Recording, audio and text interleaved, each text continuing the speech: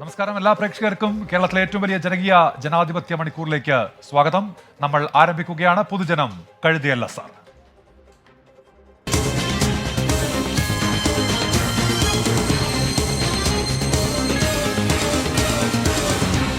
പൊതുജനം കഴുതയല്ല സാർ.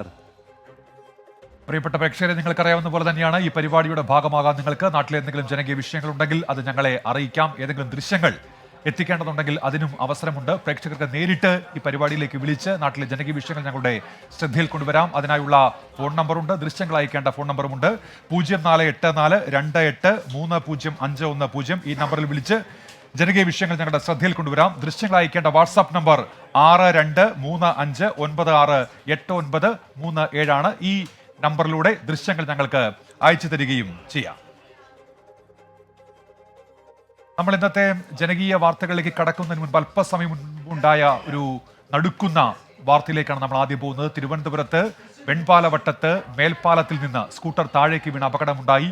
ഒരാളാണ് ഈ അപകടത്തിൽ മരിച്ചത്. ബൈക്ക് യാത്രക്കാരിയായ യുവതി മരിച്ചു. വെള്ളാർ സ്വദേശിനി സിനിയാണ് ഈ അപകടത്തിൽ മരിച്ചത്. സിനിയുടെ സഹോദരി സിമിയും മകൾ ശിവന്യയും ഇപ്പോൾ ഗുരുതരാവസ്ഥയിൽ ആശുപത്രിയിൽ ചികിത്സയിൽ കഴിയുന്നു എന്നാണ് വിവരം. ആ ദൃശ്യങ്ങളാണ് ഇപ്പോൾ പ്രേക്ഷകർക്ക് കാണാൻ കഴിയുന്നത്. വെൺപാലവട്ടത്ത് മേൽപ്പാലത്തിന്റെ കൈവരിയിലൂടെ അവർ താഴേക്ക് വീഴുകയായിരുന്നു. ഇരുചക്ര വാഹനത്തിലാണ് അവർ സഞ്ചരിച്ചിരുന്നത്. അപകടമുണ്ടായി, ഒരാൾ മരിച്ചിരിക്കുന്നു. അഖിൽ ഷാ അൻസാറുണ്ട് ഈ വാർത്തയുടെ വിശദാംശങ്ങളുമായി. ഇപ്പോൾ അഖിൽ ഷാ, ഇത് നടുക്കുന്ന ദൃശ്യങ്ങളാണ്. ഒരാളാണ് ഇപ്പോൾ ഈ അപകടത്തിൽ മരിച്ചിരിക്കുന്നത്. രണ്ടുപേരുടെ നില ഗുരുതരം ആണല്ലോ. എന്തൊക്കെയാണ് വിവരങ്ങൾ അഖിൽ ഷാ?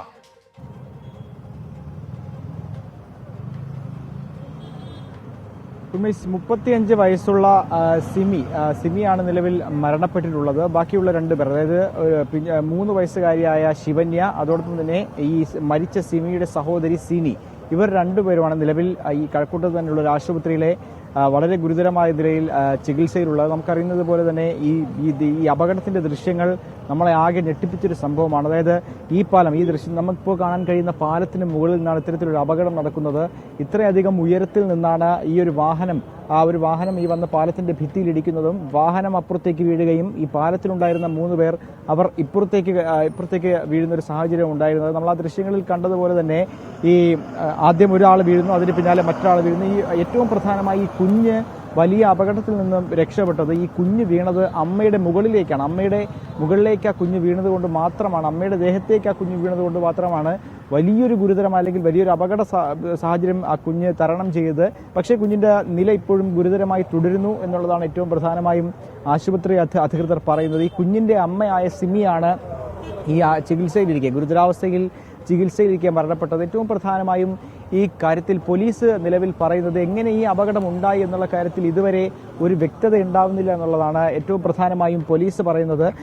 ഈ പലതവണ പല രീതിയിൽ പരിശോധിച്ചു, പക്ഷെ ആകെ നിലവിൽ ഇവർക്കുള്ള ഒരു തെളിവെന്ന് പറയുന്നത് ഒരു തൊട്ട് സമീപത്തെ ഒരു CCTV ദൃശ്യമാണ് നിലവിൽ ഉള്ളത്. ചേട്ടാ, എന്താണ് സംഭവിച്ചത്? ഹലോ.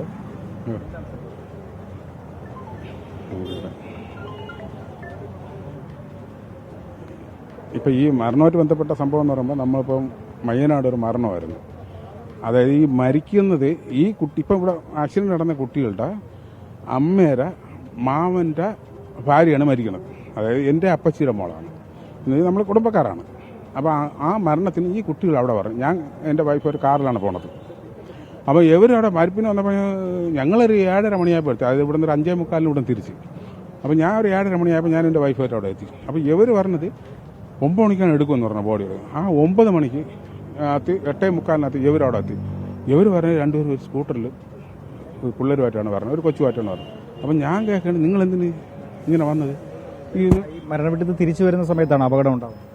തിരിച്ചു വരുന്ന സമയത്താണ് അപകടം ഉണ്ടായത്. എവിടെയായിരുന്നു മരണം? പിന്നെ മയ്യനാട്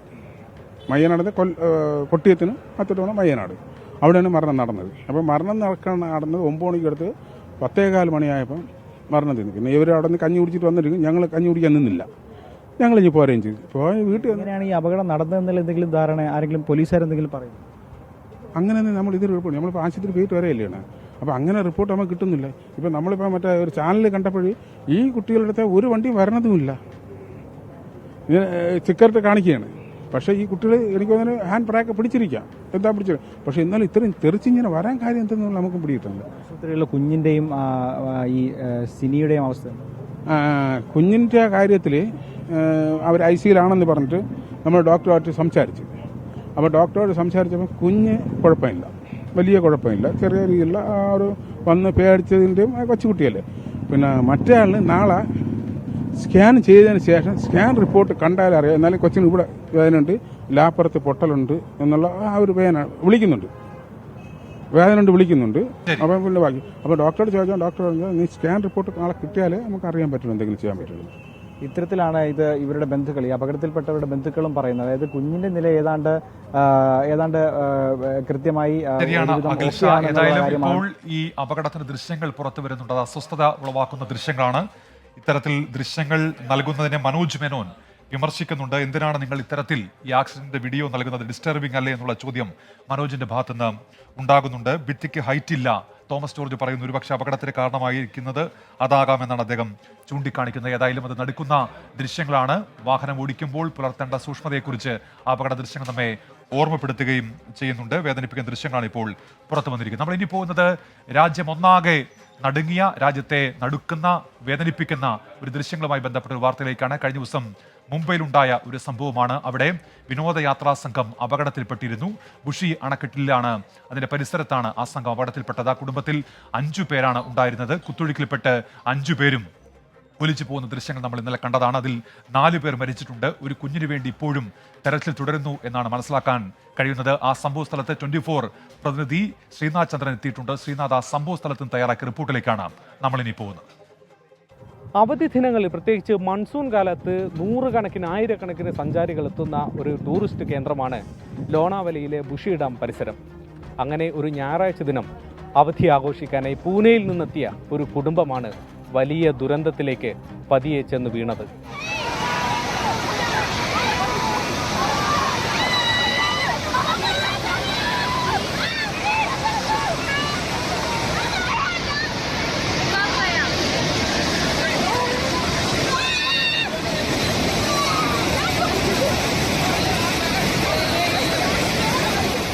ഇന്നലെ ഉച്ചയ്ക്ക് ഏതാണ്ട് 1 മണിയോടെയാണ് പൂനെയിൽ നിന്നുള്ള കുടുംബം ഞാനിപ്പോൾ നിൽക്കുന്ന ബുഷി ഡാമിൻ്റെ ഈ മേഖലയിലേക്ക് എത്തുന്നത്. അതായത് ഡാമിലേക്ക് വെള്ളം മലകളിൽ നിന്ന് ഇങ്ങനെ കുത്തിയൊലിച്ചെത്തുന്ന ഇടത്തേക്കാണ് ഈ കുടുംബം എത്തുന്നത്. അവിടെ പാറയിലേക്ക് കയറി നിന്ന് വെള്ളത്തിൽ കളിക്കാനായിരുന്നു കുട്ടികൾക്കും താല്പര്യം.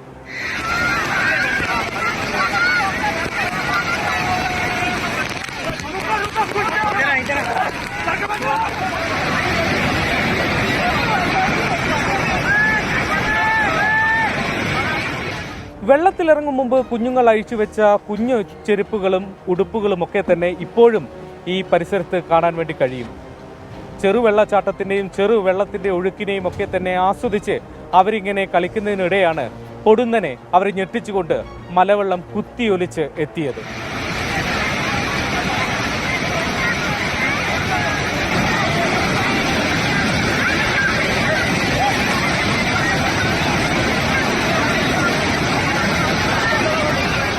മലവെള്ളം കുത്തിയൊലിച്ചെത്തിയപ്പോൾ 4 ഭാഗവും വെള്ളം നിറഞ്ഞപ്പോൾ എന്തു ചെയ്യുമെന്നറിയാതെ അവർ അലമുറയിട്ട് കരയുന്ന കാഴ്ച നമ്മൾ കണ്ടു. ആ പാറയിൽ അവരിങ്ങനെ കെട്ടിപ്പിടിച്ച് നിൽക്കുമ്പോൾ അവരെ രക്ഷിക്കാനായി ചിലർ ഇട്ടുകൊടുത്ത വടി ഇപ്പോഴും അവിടെ കാണാൻ കഴിയും.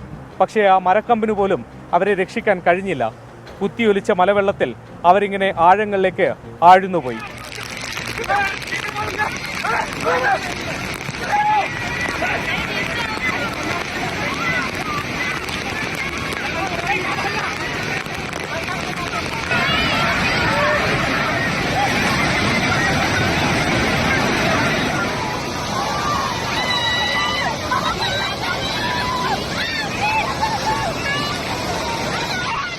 ദുർഘടമായ സാഹചര്യത്തിൽ ആദ്യ മണിക്കൂറുകളിൽ കാര്യമായ രക്ഷാദൗത്യം ഇവിടെ നടന്നില്ല. പിന്നീട് നേവി എത്തിയാണ് മണിക്കൂറുകൾക്ക് ശേഷം ഡാമിൽ തെരച്ചിൽ ആരംഭിച്ചത്. ഒപ്പം പ്രദേശത്തെ യുവാക്കളുടെ കൂട്ടായ്മ കൂടി നേവിയോടൊപ്പം കൈകോർത്തു. മണിക്കൂറുകൾക്കിടെ മൃതദേഹങ്ങൾ ഓരോന്നായി പുറത്തെടുത്തു.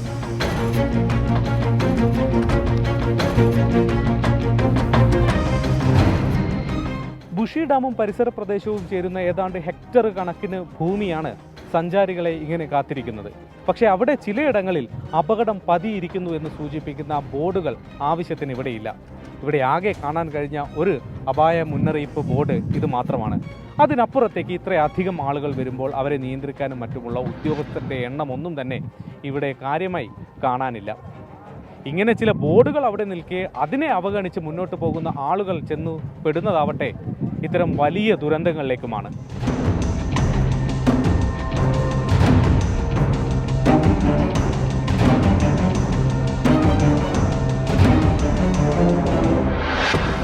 ബുഷി ഡാമിൽ ആദ്യമായല്ല മനുഷ്യജീവൻ പൊലിയുന്നത്. സമാനമായ അപകടങ്ങൾ ഇതിനു മുൻപും പലവട്ടം സംഭവിച്ചിട്ടുണ്ട്. അപകടങ്ങൾ ഇങ്ങനെ ആവർത്തിക്കുന്നുണ്ടെങ്കിൽ സുരക്ഷയൊരുക്കുന്ന കാര്യത്തിൽ മാപ്പർഹിക്കാത്ത കനത്ത അനാസ്ഥയുണ്ടാകുന്നുണ്ടെന്ന് വ്യക്തമാണ്. ലോണാവാലയിൽ നിന്നും വരുൺ വി നായർക്കൊപ്പം ശ്രീനാഥ് ചന്ദ്രൻ, 24.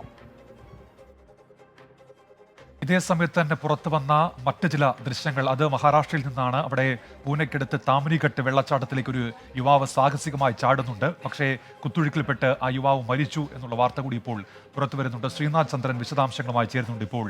ശ്രീനാഥ്, ആ ദൃശ്യങ്ങൾ നമ്മൾ നേരത്തെ കണ്ടതാണ്. യുവാവ് സാഹസികമായി വെള്ളച്ചാട്ടത്തിലേക്ക് ചാടുകയാണ്. അതിന് തൊട്ടു പിന്നാലെയാണല്ലോ ഈ ദുരന്ത വാർത്ത കൂടി വരുന്നത്. ഇതും നടുക്കുന്ന, വേദനിപ്പിക്കുന്ന ദൃശ്യങ്ങൾ കൂടിയാണല്ലോ. എന്തൊക്കെയാണ് വിവരങ്ങൾ ശ്രീനാഥ്?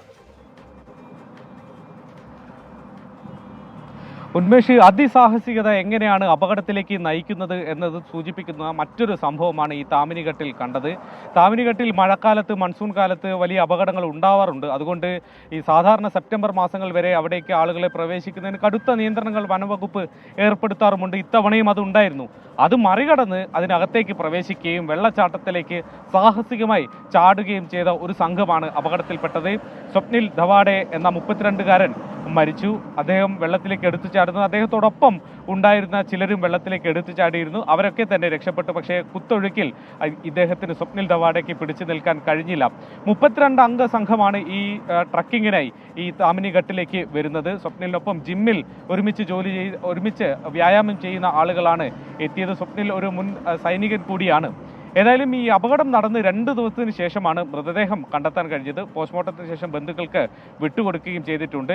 ഇനി അങ്ങോട്ടുള്ള ദിവസങ്ങളിൽ താമിനിഘട്ടിൽ കൂടുതൽ നിരീക്ഷണം വനംവകുപ്പിന്റെ ഭാഗത്തു നിന്ന് ഉണ്ടാകുമെന്ന് സ്വാഭാവികമായും നമുക്ക് പ്രതീക്ഷിക്കാം. അതിനപ്പുറത്തേക്ക് ഇത്തരം അപകടം പിടിച്ച സ്ഥലങ്ങളിലേക്ക് എത്തുന്ന ആളുകൾ കൂടി വലിയ ജാഗ്രത പുലർത്തേണ്ടതുണ്ട്. ശരി ശ്രീനാഥ്, അത്തരത്തിൽ അതിസാഹസികതയിൽ ഏർപ്പെടുന്നവർക്കുള്ള മുന്നറിയിപ്പ് കൂടിയാണ് ആ ദൃശ്യങ്ങൾ. ആ നിലയ്ക്ക് അവർ അത് എടുക്കും എന്നാണ് നമ്മൾ പ്രതീക്ഷിക്കുന്നത്. ശ്രീനാഥ് ചന്ദ്രനാണ് വിവരങ്ങൾ നൽകിയത്. ഒട്ടേറെ പ്രേക്ഷകർ ഇപ്പോൾ ഈ വാർത്തകളുമായി ബന്ധപ്പെട്ട് പ്രതികരണങ്ങൾ അറിയിക്കുന്നുണ്ട്. റീന സതീശൻ പറയുന്നത്, ഈ മഴക്കാലത്തെ വെള്ളച്ചാട്ടത്തിന്റെ ഒഴുക്ക് നമ്മൾ വിചാരിക്കുന്നതിനപ്പുറമായിരിക്കും.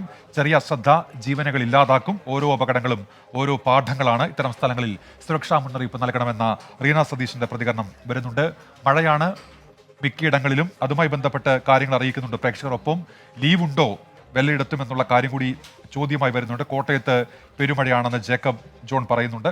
കോട്ടയത്ത് മഴയുടെ കാര്യം പാർവതി ചോദിക്കുന്നുണ്ട്. വയനാട് ലീവ് കിട്ടുമോ എന്നാണ് അദ്വൈതിന്റെ ചോദ്യം. അങ്ങനെ കണ്ണൂർ ജില്ലയിൽ രാവിലെ മുതൽ മഴയാണ്, അവധിയുണ്ടോ എന്ന് അനുഗ്രഹ ചോദിക്കുന്നുണ്ട്. അങ്ങനെ നിലവിൽ ഔദ്യോഗികമായ ഒരു മഴ മുന്നറിയിപ്പും ഒരു ജില്ലയിൽ നിന്നും വന്നിട്ടില്ല എന്ന് പ്രേക്ഷകരെ അറിയിക്കുകയാണ്. നമ്മൾ അടുത്ത ഒരു റിപ്പോർട്ടിലേക്ക് കടക്കുന്നു. മഴ ഒരു ഭാഗത്ത് ശക്തമാകുന്നുണ്ട്. തൊട്ട് പിന്നാലെ പനിയുമായി ബന്ധപ്പെട്ട വാർത്തകൾ കൂടി ഇപ്പോൾ വന്നുകൊണ്ടിരിക്കുന്നുണ്ട്. സംസ്ഥാനത്ത് പനി ബാധിക്കുന്നവരുടെ എണ്ണത്തിൽ വർധനയുണ്ട് എന്നാണ് ഇപ്പോൾ പുറത്തുവരുന്ന കണക്കുകൾ സൂചിപ്പിക്കുന്നത്. 6 മാസത്തിനിടെ 27 പേർ മഞ്ഞപ്പിത്തം ബാധിച്ച് മരിച്ചു എന്നുകൂടി ഇപ്പോൾ ഈ കണക്കുകൾ വ്യക്തമാക്കുന്നുണ്ട്. മലപ്പുറത്താകട്ടെ 4 പേർക്ക് ഷിഗല്ല സ്ഥിരീകരിച്ചു എന്നുള്ളതും ആശങ്കയുണ്ടാക്കുന്നതാണ്. ആ വാർത്തയിലേക്കാണ് നമ്മളിനി പോകുന്നത്. സംസ്ഥാനത്ത് പകർച്ചപ്പനികളുടെ വ്യാപനം കുറയുന്നില്ല. കഴിഞ്ഞ 5 ദിവസത്തിനിടെ തിരുവനന്തപുരത്ത് മാത്രം ആശുപത്രികളിൽ പനി ചികിത്സയ്ക്കായി എത്തിയവരുടെ എണ്ണം 6000-ലധികം പേർ വരും. പനിയത്ര നിസ്സാരമല്ലെന്ന ജാഗ്രതാ നിർദ്ദേശം നൽകുകയാണ് ആരോഗ്യവകുപ്പ്. ഇൻഫ്ലുവൻസ വൈറസ്, റെസ്പിറേറ്ററി സിൻസഷ്യൽ വൈറസ് എന്നിവയാണ് ഇപ്പോൾ പരക്കെ കാണുന്ന പനിക്ക് പിന്നിലുള്ളത്. ദിവസം 10000 പേർ പനിക്ക് ചികിത്സ തേടുന്നുവെന്ന കണക്ക് ആശങ്കപ്പെടുത്തുന്നതാണ്. കണക്കുകൾ അനുസരിച്ച് ജൂണിൽ മാത്രം പനി ബാധിച്ചവർ സംസ്ഥാനത്ത് 2.29 ലക്ഷം പേർ. 2,29,772 പേർ പനിക്ക് ചികിത്സയ്ക്കെത്തി. 7 പേർ മരിച്ചു. 2013 പേർക്ക് ഡെങ്കിപ്പനി സ്ഥിരീകരിച്ചു. 3 പേർ മരിച്ചു. എലിപ്പനി, H1N1, മഞ്ഞപ്പിത്തം, മന്ത് തുടങ്ങിയവയുടെ കണക്കുകൾ ഇങ്ങനെ.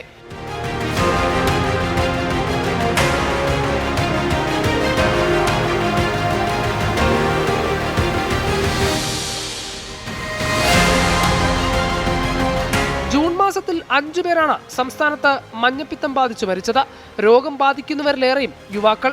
ഈ മാസം മാത്രം 690 പേർക്ക് മഞ്ഞപ്പിത്തം സ്ഥിരീകരിച്ചു. പ്രത്യേക ജാഗ്രത വേണം. വടക്കൻ കേരളത്തിലാണ് സ്ഥിതി രൂക്ഷം. ആശങ്കയുണ്ടാക്കുന്ന മറ്റൊരു സാഹചര്യം മലപ്പുറം ജില്ലയിൽ 4 സ്കൂൾ കുട്ടികൾക്ക് ഷിഗല്ല രോഗബാധ സ്ഥിരീകരിച്ചതാണ്. ഗുരുതരാവസ്ഥയിലല്ലെങ്കിൽ പോലും ശ്രദ്ധിക്കണമെന്ന ജാഗ്രതാ നിർദ്ദേശമുണ്ട്. ഒരു ഔട്ട്ബ്രേക്ക് കഴിഞ്ഞ് പിന്നീട് അതിൽ നിന്ന് എല്ലാവരും അങ്ങ് മാറുന്ന ഒരവസ്ഥയാണ് കാണുന്നത്. കാരണം തിളപ്പിച്ചാറ്റിയ വെള്ളം കുടിക്കാവുള്ളൂ എന്നുള്ളതും, അതേപോലെ തന്നെ ഫംഗ്ഷനുകൾ, പ്രത്യേകിച്ച് കല്യാണം അതുപോലുള്ള ഫംഗ്ഷനുകളിൽ തിളപ്പിച്ചാറ്റിയ വെള്ളം ഉപയോഗിക്കണം എന്നുള്ള കാര്യങ്ങളെ പറ്റിയൊക്കെ വളരെ കൃത്യമായിട്ട് നമ്മൾ നിർദ്ദേശം കൊടുത്തിരിക്കുന്നതാണ്. ഈ കാര്യങ്ങളൊന്നും പാലിക്കാതെ പല സ്ഥലങ്ങളിൽ നിന്നും നമുക്ക് കേസുകൾ റിപ്പോർട്ട് ചെയ്തുകൊണ്ടിരിക്കുന്നു. പകർച്ചവ്യാധി കേസുകൾ വർദ്ധിച്ചതോടെ ആരോഗ്യവകുപ്പ് മുന്നൊരുക്കങ്ങൾ ആരംഭിച്ചിട്ടുണ്ട്. രോഗവ്യാപനം തടയാൻ ആരോഗ്യവകുപ്പ് പ്രത്യേക ആക്ഷൻ പ്ലാൻ തയ്യാറാക്കിയിട്ടുണ്ട്. വകുപ്പ് കണക്ക് കൂട്ടിയതിലും നേരത്തെ പകർച്ചവ്യാധി കണക്ക് കുത്തനെ ഉയരുകയാണ്. രോഗപ്രതിരോധത്തിനായുള്ള ആരോഗ്യവകുപ്പിന്റെ പ്രത്യേക ആക്ഷൻ പ്ലാൻ ഇന്നു മുതൽ പ്രാബല്യത്തിൽ. ആശുപത്രി സന്ദർശകർ നിർബന്ധമായും മാസ്ക് ധരിക്കണമെന്നും രോഗികളല്ലാത്തവർ പരമാവധി സന്ദർശനം ഒഴിവാക്കണമെന്നും കർശന നിർദ്ദേശം. കുട്ടികളിലെ പനി ശ്രദ്ധിക്കണം. അസുഖമുള്ള കുട്ടികളെ സ്കൂളിൽ അയക്കരുത്. കൃത്യമായ ചികിത്സയും വിശ്രമവും ഉറപ്പാക്കണം. സ്വയം ചികിത്സ പാടില്ല. നീണ്ടു നിൽക്കുന്ന പനിയോ അപായ സൂചനകളായ പനിയോടുകൂടിയുള്ള ശ്വാസതടസ്സം, അമിതമായ നെഞ്ചിടിപ്പ്, നെഞ്ചുവേദന, ബോധമില്ലാതെ സംസാരിക്കുക, ബോധക്ഷയം, കഫത്തിൽ രക്തത്തിന്റെ അംശം, അമിതമായ ക്ഷീണം എന്നിവയുണ്ടെങ്കിൽ വിദഗ്ധ ചികിത്സ തേടണമെന്നും ആരോഗ്യവകുപ്പ് നേരത്തെ തന്നെ നിർദ്ദേശം നൽകിയിട്ടുണ്ട്. ചത്ത മൃഗങ്ങളെയും പക്ഷികളെയും സുരക്ഷാ മുൻകരുതലുകളില്ലാതെ കൈകൊണ്ടെടുക്കരുത്. വളർത്തുമൃഗങ്ങളെ പരിപാലിക്കുന്നവർ പ്രത്യേകം ശ്രദ്ധിക്കണം. മഴക്കാല പൂർവ്വ ശുചീകരണ പ്രവർത്തനങ്ങളിലെ വീഴ്ചയാണ് പനിബാധിതരുടെ എണ്ണം കൂട്ടാൻ കാരണമായതെന്നാണ് ആക്ഷേപം. പനിബാധിതരുടെ എണ്ണം നാൾക്കുനാൾ വർദ്ധിച്ചു വരുന്ന സാഹചര്യത്തിൽ കൊതുക് നശീകരണം ഉൾപ്പെടെയുള്ള പ്രവർത്തനങ്ങൾ ഊർജിതമാക്കാൻ ആരോഗ്യവകുപ്പ് നിർദ്ദേശം നൽകിയിട്ടുണ്ട്. ഹരികൃഷ്ണൻ, 24, തിരുവനന്തപുരം. അപ്പോൾ അങ്ങനെ പനി ബാധിക്കുന്നവരുടെ എണ്ണത്തിൽ വർധനയുണ്ട്. വിനീത് നാരായൺകുട്ടി പറയുന്നത് അയ്യോ എന്തൊക്കെ അസുഖങ്ങൾ എന്നാണ്. രവികുമാർ PB ഒരു കാര്യം പറയുന്നത്, തൃപ്പൂണിത്തുറയിൽ ധാരാളം പേർക്ക് പനി ബാധിച്ചിട്ടുണ്ട്. ഇതിൽ ഡെങ്കിപ്പനി കേസുകൾ കൂടി ഉള്ളതായി അറിയുന്നു എന്നാണ് രവികുമാർ PB ഇപ്പോൾ അറിയിക്കുന്ന കാര്യം. ഏതായാലും ഇത്തരത്തിൽ പനി ബാധിക്കുന്നവരുടെ എണ്ണത്തിൽ വർധനയുണ്ടാകുമ്പോൾ, പടർച്ചവ്യാധികൾ പടരുമ്പോൾ അത് ജനങ്ങൾക്ക് ആശങ്ക ഉണ്ടാക്കുന്ന കാര്യമാണ്. ആ പ്രതികരണങ്ങളിലേക്കാണ് ഇനി. എലിപ്പനി അതേ കണക്കുള്ള ഇതൊക്കെ കാരണം ഇപ്പം നല്ല ഡെത്ത് റേറ്റ്സ് അതേ കണക്ക് തന്നെ ഹോസ്പിറ്റൽ വിസിറ്റ്സ് ഇപ്പോൾ എല്ലാവർക്കും കൂടുന്നുണ്ട്. അത് മെയിൻലി ശുചീകരണം അതൊക്കെ തന്നെയാണ്. ഈ ഡ്രെയിനേജിൻ്റെ ഞാൻ കുറേ അടുത്ത് കണ്ട് ഈ ഡ്രെയിനേജ് പൊട്ടി പുറത്തോട്ട് ഒലിക്കണതും അങ്ങനത്തെ കാര്യങ്ങൾ. അപ്പോൾ ഗവൺമെൻറ് മാക്സിമം അതിനെ ഒന്ന് ട്രീറ്റ് ചെയ്യണതാണ് അതിൻ്റെ ഒരു ഇത് എന്നാണ് തോന്നിയിട്ടുള്ളത്. ഓടകൾ കൃത്യമായിട്ട് ക്ലീൻ ചെയ്തിട്ടില്ല, ശുചിത്വം കൃത്യമായിട്ടില്ല, പാലിക്കുന്നില്ല. ഇവിടെ ശുചീകരണം എന്ന് പറയുന്ന പരിപാടിയേ നടക്കുന്നില്ല. നമ്മൾ തന്നെ നേരത്തെ ഒന്ന് കണ്ടതല്ലേ, ഇത്രയും വെള്ളക്കെട്ട് ഉണ്ടാകുമ്പോഴത്തേക്കും എനിക്ക് തോന്നുന്നത് ട്രാഫിക് പോലീസാണെന്ന് തോന്നുന്നു, പുള്ളി മെനക്കെട്ട് അത് എടുത്ത് കളയുന്നത് നമ്മൾ കണ്ടു. അങ്ങനെയുള്ള ശുചീകരണം നടക്കാത്തത് കൊണ്ടാണ് ഇപ്പോൾ നിങ്ങൾ തന്നെ കാണുന്നതല്ലേ എന്താ ഇതാണെന്ന് പറഞ്ഞു. നമ്മുടെ ചേരി പ്രദേശങ്ങളൊക്കെ ഒത്തിരി ബുദ്ധിമുട്ടുകൾ അനുഭവിക്കുന്നുണ്ട്. ഈ വെള്ളക്കെട്ടുകളും അതുകൊണ്ടൊക്കെയുള്ള, പിന്നെ അവരുടെ ജീവരീതിയും എല്ലാം അങ്ങനെ തന്നെ ആവുന്നതിൻ്റെ കൂട്ടത്തിലാണ് ഇപ്പോൾ ഈ പനിയുടെ ശക്തമായിട്ടുള്ളത്. അപ്പോൾ അത് പൊതുജനങ്ങളുടെ ആശങ്കയാണ്. സുലൈമാൻ അബ്ദുൽ ഖാദർ ചോദിക്കുന്നുണ്ട്, പന്നിയങ്കരയിലെ ടോൾ പ്ലാസ വിവരം എന്തായി, പ്രശ്നം പരിഹരിച്ചു എന്നുള്ളതാണ്. അവിടെ താൽക്കാലിക പരിഹാരമായിട്ടുണ്ട്. മുഖ്യമന്ത്രിയുടെ ഓഫീസ് ഇടപെട്ട് ആ പ്രദേശവാസികൾക്കുള്ള ടോൾ പിരിവിന്റെ കാര്യത്തിൽ തൽക്കാലത്തേക്ക് നിർത്തിവെക്കാനുള്ള തീരുമാനമായിട്ടുണ്ട്. അത് താൽക്കാലിക പരിഹാരം മാത്രമാണെന്ന് സുലൈമാൻ അബ്ദുൽ ഖാദറെ അറിയിക്കുന്നു. പൊതുജനങ്ങളുടെ ശ്രദ്ധ പരിപാടിയിലേക്ക് എല്ലാ പ്രേക്ഷകർക്കും സ്വാഗതം. ഇപ്പോൾ വരുന്ന ഒരു വാർത്തയുണ്ട്. CPM-ന്റെ തിരുവനന്തപുരം ജില്ലാ കമ്മിറ്റിയിൽ ഉയരുന്ന രൂക്ഷ വിമർശനങ്ങൾ സംബന്ധിച്ച കൂടുതൽ വിവരങ്ങൾ ഇപ്പോൾ പുറത്ത് വരുന്നുണ്ട്. മുഖ്യമന്ത്രിയുടെ ഓഫീസിൽ പാർട്ടി പ്രവർത്തകർക്കും സാധാരണക്കാർക്കും പ്രവേശനമില്ല എന്നതടക്കം ഉള്ള വിമർശനങ്ങൾ ഇപ്പോൾ ആ യോഗത്തിൽ ഉണ്ടാകുന്നു. പാർട്ടി നേതൃത്വം മാധ്യമങ്ങളെ ശത്രുപക്ഷത്താക്കിയത് തെരഞ്ഞെടുപ്പ് തിരിച്ചടിയായി എന്നുകൂടി ഇപ്പോൾ യോഗത്തിൽ വിമർശനമായി ഉയരുന്നുണ്ട്. ഷഫീദ് റാവത്തുണ്ട് തിരുവനന്തപുരത്ത് നിന്ന് വിവരങ്ങളുമായി. ഷഫീദ്, എന്തൊക്കെ വിമർശനങ്ങളാണ് ഉണ്ടാകുന്നത് യോഗത്തിൽ? ഉന്മേഷ, മറ്റ് ജില്ലാ നേതൃത്വങ്ങളെ പോലെ തന്നെ തിരുവനന്തപുരം ജില്ലാ നേതൃയോഗങ്ങളിലും ഇതുമായി ബന്ധപ്പെട്ട, അതായത് സർക്കാർ, മുഖ്യമന്ത്രി, മന്ത്രിമാർ, ഭരണവിരുദ്ധ വികാരം ഇതടക്കമുള്ള കാര്യങ്ങൾ ചൂണ്ടിക്കാണിച്ചുകൊണ്ട് ഗൌരവമുള്ള വിമർശനം ഉയരുന്നു എന്നുള്ളതാണ് CPM സംസ്ഥാന നേതൃത്വത്തെ സംബന്ധിച്ച് അവർക്ക് തലവേദനയാകുന്ന ഏറ്റവും പ്രധാനപ്പെട്ട കാര്യം. തിരുവനന്തപുരം ജില്ലാ കമ്മിറ്റി യോഗത്തിൽ മേയർ ആര്യ രാജേന്ദ്രനെതിരെ വളരെ ഗുരുതരമായിട്ടുള്ള വിമർശനം ഉയർന്നിരുന്നു. പ്രത്യേകിച്ച് KSRTC ഡ്രൈവറുമായുള്ള തർക്കം അത് അപക്വമാണ്, മാത്രവുമല്ല ഒഴിവാക്കാമായിരുന്ന ഒരു ഇടപെടൽ ഉണ്ടായി. അഹങ്കാരം എന്നടക്കമുള്ള പരിഹാസങ്ങൾ മേയർ ആര്യ രാജേന്ദ്രനെതിരെ ജില്ലാ കമ്മിറ്റിയിൽ ഉയർന്നു. അതിന് പിന്നാലെയാണ് മേയർക്ക് തെറ്റ് തിരുത്താൻ ഒരു അവസരം കൂടി നൽകാനുള്ള ജില്ലാ കമ്മിറ്റിയുടെ തീരുമാനം. ഭരണത്തിലെ വീഴ്ചകളും പ്രവർത്തന ശൈലിയും അധികാരം നഷ്ടപ്പെടുന്നതിന് ഇടയാക്കുമെന്ന തിരിച്ചറിവിലാണ് ഇപ്പോൾ ഇങ്ങനെ ഒരു ഇടപെടൽ ഉണ്ടായിരിക്കുന്നത്. മേയർ സ്ഥാനത്ത് നിന്ന് മാറ്റിയാൽ രാഷ്ട്രീയ ഭാവിയെ ബാധിക്കുമെന്നും വിലയിരുത്തലുണ്ടായി. ഉന്നത നേതൃത്വവുമായി അടുത്ത ബന്ധം പുലർത്തുന്നത് കൊണ്ടാണ് മേയർ സംരക്ഷിക്കപ്പെടുന്നത് എന്നുള്ള ആക്ഷേപം അത് പാർട്ടിക്കുള്ളിൽ ഉണ്ട് എന്നുള്ളതും ഏറ്റവും ശ്രദ്ധേയമായിട്ടുള്ള കാര്യം. ഇനി രണ്ടാമത്തെ കാര്യം മുഖ്യമന്ത്രിക്കെതിരെയുള്ള വിമർശനമാണ്. അത് മുഖ്യമന്ത്രിയുടെ ഓഫീസിനെ കേന്ദ്രീകരിച്ച് തന്നെ തിരുവനന്തപുരം ജില്ലാ കമ്മിറ്റി യോഗത്തിൽ വിമർശനം ഉയർന്നു എന്നുള്ളതാണ് രാഷ്ട്രീയമായി ഏറ്റവും കൂടുതൽ പ്രാധാന്യമുള്ളൊരു കാര്യം. മുഖ്യമന്ത്രിയുടെ ഓഫീസിനെതിരെ വ്യാപക വിമർശനം തിരുവനന്തപുരം ജില്ലാ കമ്മിറ്റി യോഗത്തിൽ ഉയർന്നു. മുഖ്യമന്ത്രിയുടെ ഓഫീസിൽ പാർട്ടി പ്രവർത്തകർക്ക് പ്രവേശനമില്ല. സാധാരണ മനുഷ്യർക്ക് മുഖ്യമന്ത്രിയുടെ ഓഫീസിൽ പ്രവേശന വിലക്കുണ്ട്. മുൻപ് പാർട്ടി നേതാക്കൾക്ക് മുഖ്യമന്ത്രിയെ കാണാമായിരുന്നു. എന്നാൽ ഇപ്പോൾ അതിനും സാധിക്കാത്ത സാഹചര്യമാണെന്നും മുഖ്യമന്ത്രി പാർട്ടി പ്രവർത്തകരുടെ മുൻപിൽ ഇരുമ്പുമറ തീർക്കുന്നത് അത് ഗുണകരമാകില്ല എന്നുള്ള വിമർശനം കൂടി ജില്ലാ കമ്മിറ്റിയിൽ ഉയർന്നു. ഇനി അടുത്ത കാര്യം മാധ്യമങ്ങളോടുള്ള CPM സംസ്ഥാന നേതൃത്വത്തിന്റെ അടക്കം സമീപനമാണ്. മാധ്യമങ്ങളെ വെറുപ്പിച്ചു, മാധ്യമങ്ങൾ അകന്നു, അത് ലോക്സഭാ തെരഞ്ഞെടുപ്പിലടക്കം തിരിച്ചടി ഉണ്ടാക്കി എന്നുള്ള ഒരു വിലയിരുത്തൽ കൂടി ജില്ലാ കമ്മിറ്റിയിൽ വിമർശനമായി ഉയർന്നിട്ടുണ്ട്. ഉന്മേഷ്. ശരി ഷഫീദ്, അങ്ങനെ മുഖ്യമന്ത്രിയുടെ ഓഫീസിന് നേരെയും വിമർശനങ്ങൾ ഉണ്ടാകുന്നു. തിരുവനന്തപുരത്ത് CPM ജില്ലാ കമ്മിറ്റി യോഗത്തിലാണ് ഇത്തരത്തിൽ വിമർശനങ്ങൾ ഇപ്പോൾ ഉയർന്നു വന്നുകൊണ്ടിരിക്കുന്നത്. മഴ കാര്യങ്ങൾ പ്രേക്ഷകർ ഇങ്ങനെ അറിയിച്ചുകൊണ്ടിരിക്കുന്നുണ്ട്. ചില ജില്ലകളിൽ മഴയുള്ള കാര്യം, ചിലയിടത്ത് മഴയുണ്ടോ, ചിലയിടത്ത് അവധിയുണ്ടോ എന്നിങ്ങനെയുള്ള ചോദ്യങ്ങളൊക്കെ വരുന്നുണ്ട്. നമ്മൾ നേരത്തെ മറുപടി പറഞ്ഞതാണ്. ഔദ്യോഗികമായ അത്തരത്തിൽ ഒരു അറിയിപ്പും വന്നിട്ടില്ല. കണ്ണൂരിൽ വലിയ മഴയാണ് എന്ന് ജസ്റ്റിൻ പറയുന്നുണ്ട്. മലപ്പുറത്തെ മഴയുടെ കാര്യം അറിയിക്കുന്നുണ്ട്. ഷൗക്കത്ത് വയനാട്ടിൽ നല്ല കനത്ത മഴയാണ് എന്ന് പറയുന്നു. അങ്ങനെ വിവിധയിടങ്ങളിൽ സംസ്ഥാനത്ത് മഴയുണ്ട് എന്നാണ് പ്രേക്ഷകർ അറിയിച്ചുകൊണ്ടിരിക്കുന്നത്. നമ്മൾ അടുത്ത ഒരു റിപ്പോർട്ടിലേക്ക് കൂടി പോവുകയാണ്. അത് കരിപ്പൂർ വിമാനത്താവളവുമായി ബന്ധപ്പെട്ടാണ്. അവിടെ നിന്ന് എയർ ഇന്ത്യ എക്സ്പ്രസ് സർവീസുകൾ അടിക്കടി റദ്ദാക്കുന്നത് യാത്രക്കാരെ ദുരിതത്തിലാക്കുന്നുണ്ട്. ഇന്ന് 2 വിമാന സർവീസുകൾ റദ്ദാക്കി. ഇങ്ങനെ റദ്ദാക്കുമ്പോൾ പകരം സർവീസുകൾ ഏർപ്പെടുത്തുന്നില്ല എന്നുള്ളതും വലിയ പ്രതിസന്ധിയാണ്. ജീവനക്കാരുടെ മിന്നൽ പണിമുടക്കിനെ തുടർന്ന് എയർ ഇന്ത്യ എക്സ്പ്രസ് നേരത്തെ ആയിരക്കണക്കിന് യാത്രക്കാരെ എയറിലാക്കിയതാണ്. എന്നാൽ സമരം തീർന്നതോടെ എല്ലാം അവസാനിച്ചു എന്നാണ് നമ്മളൊക്കെ കരുതിയത്. പക്ഷേ എയർ ഇന്ത്യ എക്സ്പ്രസ് വീണ്ടും യാത്രക്കാരെ പെരുവഴിയിലാക്കിയിരിക്കുന്നു.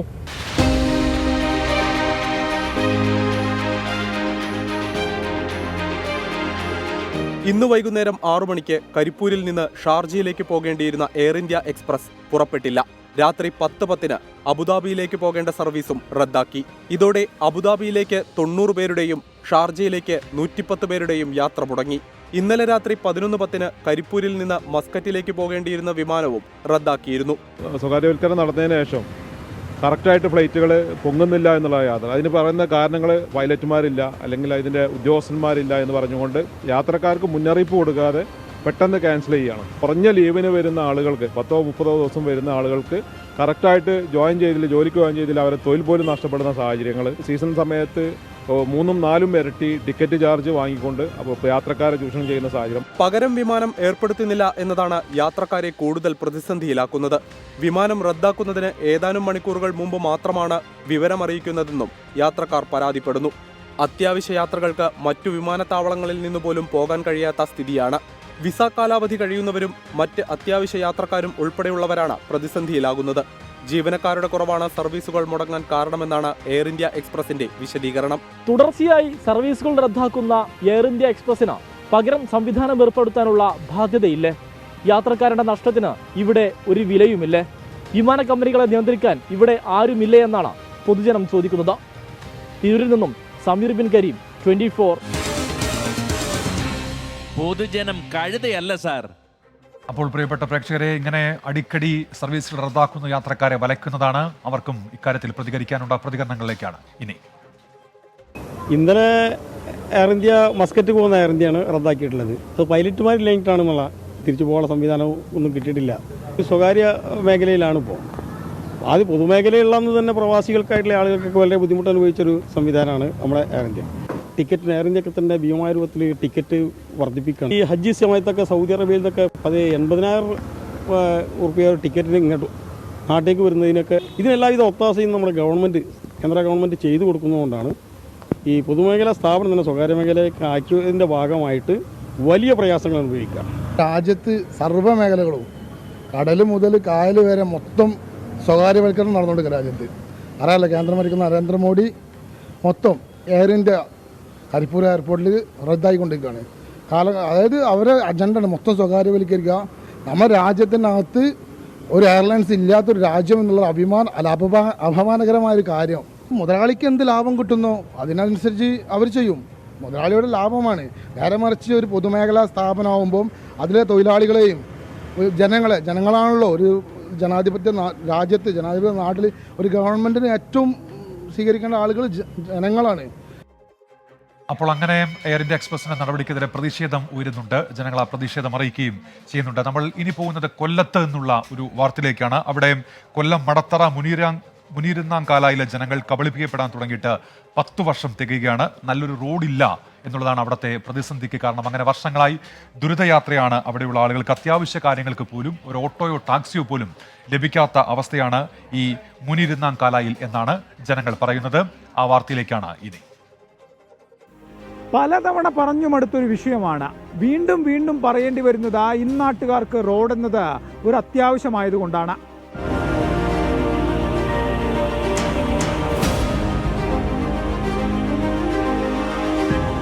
10 വർഷത്തോളമായി ഏക യാത്രാമാർഗമായ റോഡ് നവീകരിക്കണമെന്നാവശ്യപ്പെട്ട ഇവിടുത്തുകാർ മുട്ടാത്ത വാതിലുകളില്ല. എല്ലാം ശരിയാക്കാമെന്ന അധികാരികളുടെ ഉറപ്പിനപ്പുറം പ്രശ്നപരിഹാരം ഉണ്ടാകാത്ത അവസ്ഥയിലാണ് ഈ നാട്ടുകാർ. റോഡിന്റെ മോശം അവസ്ഥ കാരണം കിടപ്പ് രോഗികൾ ഉൾപ്പെടെയുള്ളവരെ ആശുപത്രിയിലേക്ക് കൊണ്ടുപോകുന്നതിനും മരണപ്പെട്ടാൽ മൃതദേഹങ്ങൾ വീട്ടിലേക്ക് കൊണ്ടുവരുന്നതിനും പിക്കപ്പ് വാഹനങ്ങളെ ആശ്രയിക്കേണ്ട അവസ്ഥയാണ്.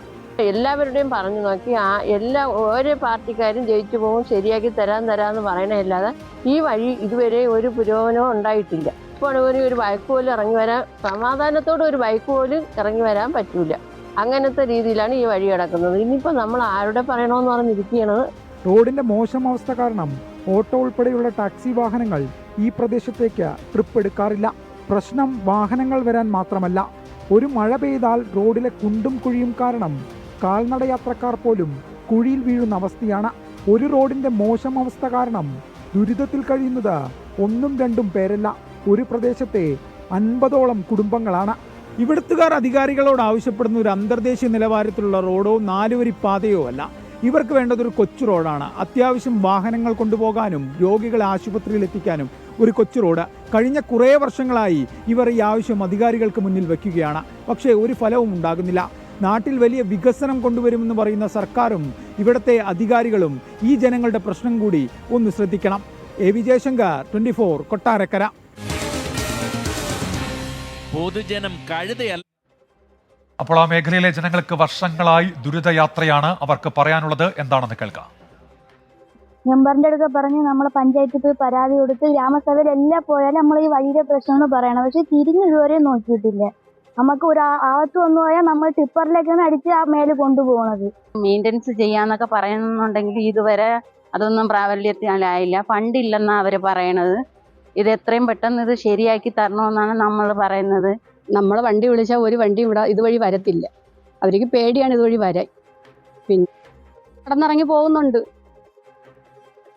നേരത്തെ നൽകിയ ഒരു വാർത്തയുമായി ബന്ധപ്പെട്ട് പ്രതികരണം വരുന്നുണ്ട്. സുബൈർ പറയുന്നത് ഗൾഫുകാരുടെ വിമാന പ്രശ്നം വരുമ്പോൾ ഒരാളും നാവനക്കില്ല എന്നാണ്. കൂടുതൽ ഗൾഫ് ഫ്ലൈറ്റുകൾ ഉണ്ടായാൽ മാത്രമേ എല്ലാ പ്രശ്നത്തിനും ഒരു പരിഹാരം ഉണ്ടാകൂ എന്നാണ് അദ്ദേഹം പറയുന്നത്. അങ്ങനെയല്ല, ആ വിഷയത്തിലും നമ്മൾ ഇടപെടുന്നുണ്ട്. ജനങ്ങളുടെ പ്രതിഷേധം, യാത്രക്കാരുടെ പ്രതിഷേധം, അതൊക്കെ കൃത്യമായി തന്നെ അധികാരികളുടെ ശ്രദ്ധയിൽ കൊണ്ടുവരാൻ ശ്രമിക്കുകയും ചെയ്യാറുണ്ട്. ഇനി ഇപ്പോൾ വരുന്ന ഒരു വാർത്തയിലേക്കാണ് നമ്മൾ പോകുന്നത്.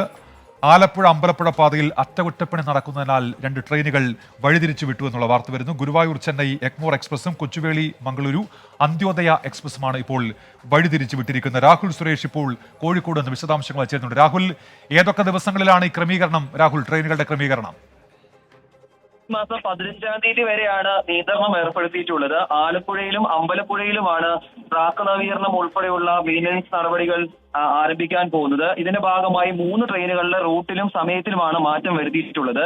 ആലപ്പുഴ വഴി സർവീസ് നടത്തുന്ന 2 ട്രെയിനുകൾ കോട്ടയം വഴി തിരിച്ചുവിട്ടിട്ടുണ്ട്. 16-128 നമ്പറിലുള്ള ഗുരുവായൂർ ചെന്നൈ എഗ്മോർ എക്സ്പ്രസ് ജൂലൈ 1, 3, 4, 8, 10, 11, 15 തീയതികളിലായിരിക്കും കോട്ടയം വഴി സർവീസ് നടത്തുക. ഈ ട്രെയിന് അധികമായി കോട്ടയത്തും ചങ്ങനാശ്ശേരിയിലും തിരുവല്ലയിലും ചെങ്ങന്നൂരും അധിക സ്റ്റോപ്പുകൾ അനുവദിച്ചിട്ടുണ്ട്. മറ്റൊരു train 16-355 Kochuveli Mangaluru Antyodaya biweekly express July 4, 6, 11, 13 തീയതികളിലാണ് കോട്ടയം വഴി സർവീസ് നടത്തുക. ഈ ട്രെയിൻ അധികമായി കോട്ടയത്തും എറണാകുളം ടൗണിലും സ്റ്റോപ്പ് അനുവദിച്ചിട്ടുണ്ട്. മറ്റൊരു train 166-03 Mangaluru Thiruvananthapuram Maveli express 20 minute വൈകി ഓടും. അത് ജൂലൈ 1, 3, 4, 8, 10, 11, 15 തീയതികളിലായിരിക്കും 20 മിനിറ്റ് വൈകി ഓടുക. ഈ വിവരങ്ങളാണ് റെയിൽവേ ഏറ്റവും ഒടുവിൽ നൽകുന്നത്. ഉന്മേഷ്. ശരി രാഹുൽ, ഏതായാലും ട്രെയിൻ യാത്രക്കാർ ശ്രദ്ധിക്കുക. ഈ ദിവസങ്ങളിൽ 2 ട്രെയിനുകളുമായി ബന്ധപ്പെട്ട് വഴിതിരിക്കലുണ്ട്. ചില ട്രെയിനുകൾ റദ്ദാക്കും, സമയം മാറ്റും, അത് വൈകി ഓടും എന്നുള്ള കാര്യം കൂടെ റെയിൽവേ ഇപ്പോൾ അറിയിച്ചിരിക്കുകയാണ്. രാഹുൽ സുരേഷാണ് വാർത്തയുടെ വിശദാംശങ്ങൾ നൽകിയത്. ഇപ്പോൾ ഒരു വാർത്ത വരുന്നത് കാലാവസ്ഥാ മുന്നറിയിപ്പുമായി ബന്ധപ്പെട്ടാണ്. ജൂലൈ, അതായത് ഈ മാസത്തിൽ സംസ്ഥാനത്ത് സാധാരണയേക്കാൾ കൂടുതൽ മഴ ലഭിക്കാൻ സാധ്യത എന്നാണ് ഇപ്പോൾ കാലാവസ്ഥാ നിരീക്ഷണ കേന്ദ്രം അറിയിക്കുന്നത്. പസഫിക് സമുദ്രത്തിൽ എൽ നിനോ പ്രതിഭാസത്തിന് സാധ്യതയുണ്ട് എന്നുകൂടി ഇപ്പോൾ കാലാവസ്ഥാ നിരീക്ഷണ കേന്ദ്രം അറിയിക്കുന്നുണ്ട്. അലക്സ് മുഹമ്മദ് വിവരങ്ങളുമായി തിരുവനന്തപുരത്ത് നിന്ന് ചേരുന്നുണ്ട്. അലക്സ്, എന്താണിപ്പോൾ കാലാവസ്ഥാ നിരീക്ഷണ കേന്ദ്രം നൽകുന്ന വിവരങ്ങൾ? ഉന്മേഷ്, അതായത് കേന്ദ്ര കാലാവസ്ഥാ വകുപ്പ് ഈ അതായത് ഒരു മാസത്തെ പ്രവചനം അത് മുൻകൂട്ടി പ്രവചിക്കാറുണ്ട്. മഴ എങ്ങനെയാകും, മഴയുടെ അളവ് എങ്ങനെയാകും എന്നത് സംബന്ധിച്ച് മുൻകൂട്ടി പ്രവചനം നടത്താറുണ്ട്. അത്തരത്തിൽ ജൂലൈ മാസത്തിന്റെ പ്രവചനമാണ് ഈ ഘട്ടത്തിൽ വരുന്നത്. ഒന്ന്, കാലവർഷം സജീവമാകുമെന്ന് നേരത്തെ തന്നെ കേന്ദ്ര കാലാവസ്ഥാ വകുപ്പ് പറഞ്ഞിരുന്നു. ജൂലൈ മാസത്തിൽ സാധാരണയിൽ കൂടുതൽ മഴ, അത് കേന്ദ്ര കാലാവസ്ഥാ വകുപ്പിന്റെ ഏറ്റവും ഒടുവിലത്തെ പ്രവചന പ്രകാരം കേരളത്തിൽ സാധാരണ ജൂലൈ മാസത്തിൽ ലഭിക്കുന്നത്, അതായത് ഈ കാലയളവിൽ ലഭിക്കുന്ന മഴയേക്കാൾ കൂടുതൽ ലഭിക്കാൻ സാധ്യതയുണ്ടെന്നാണ് പ്രവചനത്തിലുള്ളത്. രാജ്യത്ത് പൊതുവെയും സാധാരണയിൽ കൂടുതൽ മഴയ്ക്കായിരിക്കും സാധ്യത എന്ന് കേന്ദ്ര കാലാവസ്ഥാ വകുപ്പ് പ്രവചിക്കുന്നുണ്ട്. ഈ കേന്ദ്ര കാലാവസ്ഥാ വകുപ്പ് ഉൾപ്പെടെയുള്ള അന്താരാഷ്ട്ര ഏജൻസികൾ ജൂൺ മാസത്തിൽ സാധാരണയിൽ കൂടുതൽ മഴ പ്രവചിച്ചിരുന്നെങ്കിലും ജൂൺ മാസത്തിൽ കേരളത്തിൽ 25% മഴ കുറവായിരുന്നു ലഭിച്ചത്. എന്നാൽ ജൂലൈയിൽ അതല്ലായിരിക്കും സാഹചര്യം എന്നാണ് നിലവിലെ അനുമാനം. ജൂലൈ മാസത്തിലും പസഫിക് സമുദ്രത്തിൽ എൻസോ പ്രതിഭാസവും ഇന്ത്യൻ മഹാസമുദ്രത്തിൽ ഇന്ത്യൻ ഓഷ്യൻ ഡൈപോൾ പ്രതിഭാസവും ന്യൂട്രൽ സ്ഥിതിയിൽ തുടരാൻ സാധ്യത എന്നുള്ളതാണ് ഈ പ്രവചനത്തിലുള്ളത്. എന്താണെങ്കിലും കാലവർഷം സജീവമായി തുടരും. ജൂലൈ മാസത്തിലും ശ്രദ്ധിക്കേണ്ട കാര്യമുണ്ട്. സാധാരണ ലഭിക്കുന്നതിനേക്കാൾ കൂടുതൽ മഴ ജൂലൈ മാസത്തിലും ലഭിക്കാൻ സാധ്യതയുണ്ട് എന്നാണ് കേന്ദ്ര കാലാവസ്ഥാ വകുപ്പ് പ്രവചിക്കുന്നത്. ശരി അലക്സ് മുഹമ്മദാണ് വിവരങ്ങൾ നൽകിയത്. ഈ മാസത്തിൽ കൂടുതൽ മഴ ലഭിക്കാൻ സാധ്യതയുണ്ട് എന്നുള്ള വിവരമാണ് ഇപ്പോൾ കാലാവസ്ഥാ വകുപ്പ് നൽകുന്നത്. പ്രേക്ഷകർ പല ജില്ലകളിലെയും മഴ സംബന്ധിച്ച വിവരങ്ങൾ അറിയിക്കുന്നുണ്ട്. അതിനിടയിൽ അവധി ആണോ എന്നുള്ള ചോദ്യങ്ങളും, കോട്ടയം ജില്ലയിൽ അവധിയാണോ എന്നാണ് ബിന്ദുവിന്റെ ചോദ്യം. അങ്ങനെ ഓരോ ജില്ലകളുമായി ബന്ധപ്പെട്ട് ഈ ചോദ്യമൊക്കെ വരുന്നുണ്ട്. ഏതായാലും നിലവിൽ അത്തരത്തിൽ യാതൊരു അറിയിപ്പും ഇതുവരെ ലഭ്യമായിട്ടില്ല എന്ന് ചോദിക്കുന്ന പ്രേക്ഷകരെ അറിയിക്കുകയാണ്. നമ്മളടുത്ത ഒരു റിപ്പോർട്ടിലേക്ക് കടക്കുന്നു. ഒരു കാലത്ത് പുഞ്ചപ്പാടങ്ങളാൽ സമൃദ്ധമായ ഇടമായിരുന്നു തൃശൂർ ചാവക്കാട് മണത്തല എന്ന് പറയുന്നത്. അവിടെ പതിറ്റാണ്ടുകൾക്ക് മുൻപ് സ്ഥാപിച്ച ഒരു ഖരമാലിന്യ പ്ലാന്റ് ഇന്ന് ആ നാടിനെ ആകെ വിഴുങ്ങുന്ന അവസ്ഥയാണ് ഉള്ളത്. മാലിന്യ സംസ്കരണം ശാസ്ത്രീയ രീതിയിൽ നടക്കാത്തതോടെ ആ മേഖലയിലെ ജനങ്ങളാകെ ഇപ്പോൾ ദുരിതത്തിലാണ്. അധികൃതരുടെ അനാസ്ഥയിൽ മാലിന്യക്കൂനയാകുകയാണ് ഒരു നാട്. ശുദ്ധജലം കുടിക്കാൻ പോലുമില്ല. ത്വക്കുരോഗം പലവിധം. ദുരിതത്തിലായതോടെ സ്ഥലം തന്നെ ഉപേക്ഷിക്കാമെന്ന് തീരുമാനിച്ചാലും വാങ്ങാൻ ആളില്ല. വായ്പയെടുത്ത് ഒരു കൂര പോലും പണിയാൻ കഴിയാത്ത നിസ്സഹായാവസ്ഥയിലായിരിക്കുകയാണ് ചാവക്കാട് നിവാസികൾ.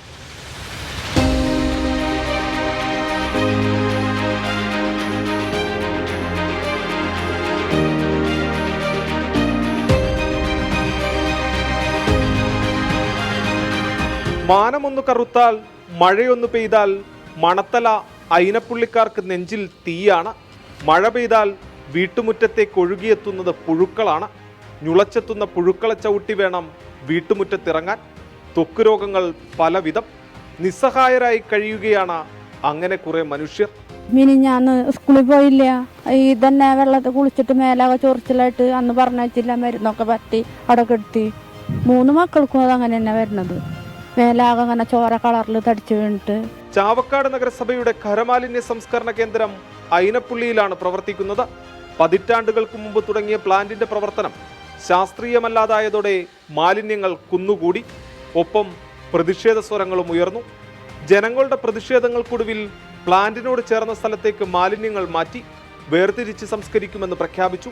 പക്ഷേ 1.5 വർഷം കഴിഞ്ഞിട്ടും മാലിന്യം കെട്ടിക്കിടക്കുന്നതല്ലാതെ സംസ്കരണം മാത്രം ഉണ്ടായില്ല.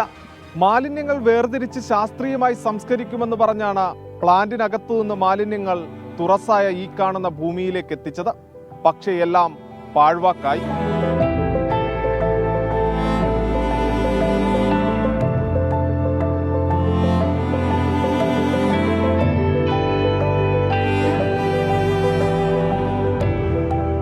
മഴക്കാലമായതോടെ ദുരിതം പേറി ജീവിക്കേണ്ട അവസ്ഥയിലാണ് സംസ്കരണ കേന്ദ്രത്തിന് സമീപമുള്ളവർ. വൃദ്ധരും സ്ത്രീകളും കുട്ടികളും അടങ്ങുന്ന ഒരു വിഭാഗത്തിനെ രോഗശയ്യയിലേക്ക് തള്ളിവിടുകയാണ്.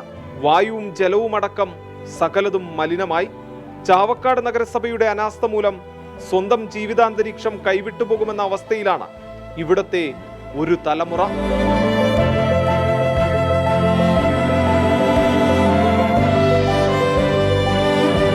ഈ വെള്ളത്തിൽ ചവിട്ടിയിട്ടാണ് ഈ കാലുമ്പ ഗമര് ഇതായിട്ടുള്ളത്. പിന്നെ ഭക്ഷണം കഴിക്കുമ്പോൾ മഴ പെയ്ത് നല്ല മഴ നിർത്താണ്ട് പെയ്യുമ്പോൾ അതിൻ്റെ മണം അങ്ങോട്ട് നല്ലതിലാണ്ട് കേൾക്കും. മഴ മൂലം കെട്ടിക്കിടക്കുന്ന മലിനജലം ഒഴുക്കിവിടുന്നത് പ്രകൃതിയോട് ഇണങ്ങിച്ചേർന്നുകൊണ്ടിരിക്കുന്ന സുന്ദരമായ മത്തിക്കായലിലേക്കും. ഒരു കാലത്ത് ചാവക്കാടിന്റെ നെല്ലറയായിരുന്നു ഇക്കാണുന്ന മത്തിക്കായൽ പുഞ്ച. ഇന്നാകട്ടെ പ്ലാന്റിൽ നിന്ന് ഒഴുകിയെത്തുന്ന മാലിന്യത്തിന്റെ സംഭരണ കേന്ദ്രവും. ഒരു നാടും സംസ്കാരവും നാട്ടുകാരും അങ്ങനെ ഒരുപോലെ നാശത്തിന്റെ വക്കിലാണ്. ക്യാമറമാൻ ബിനേഷ് ബാബുരാജിനൊപ്പം സൂരജ് സജി, 24. പൊതുജനം കഴുതയല്ല സാർ. അപ്പോൾ അവിടെ ഇത്തരത്തിൽ പ്രശ്നങ്ങളുണ്ട്.